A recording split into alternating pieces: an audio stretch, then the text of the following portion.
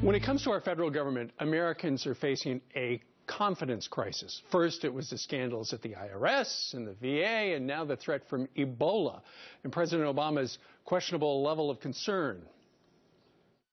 In the unlikely event that someone with Ebola does reach our shores, we've taken new measures so that we're prepared here at home.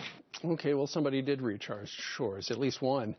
Meanwhile, a recent poll finds only 8% trust the government a great deal to handle domestic problems, while 59% say they don't trust the government very much or not at all. Joining us right now is senior political columnist and editorial director at National Journal, Ron Fournier. Good morning to you, Ron. Good morning, Steve. Thanks for having me.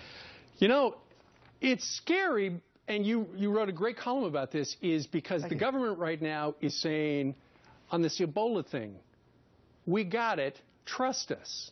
But the government has given us many examples why we can't trust them.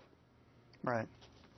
Yeah, I think this lack of trust in all of our institutions is one of the more pernicious problems of our times. Personally, on Ebola, I'm much more worried about that virus that's affecting little kids, or even my family getting the common flu. But I understand why people are very worried about Ebola, and spend some time thinking about why somebody would be worried about Ebola, but not, for example, vaccinating their kids for a disease that's killing thousands. And the reason is they just have, and there's a reason for this, they just don't trust government officials and even private institutions like hospitals to do the job competently and to tell them the truth when something goes wrong. Sure. And we've seen both those things happen here on the Ebola incidents, a lack of candor and a lack of competence. Well, when it comes to competence, just go back to when they rolled out the Obamacare website. Boom, that was terrible. You look at the IRS scandal, you look at Benghazi, you look at the government spying on us. There's a lot of reasons why we don't trust the government.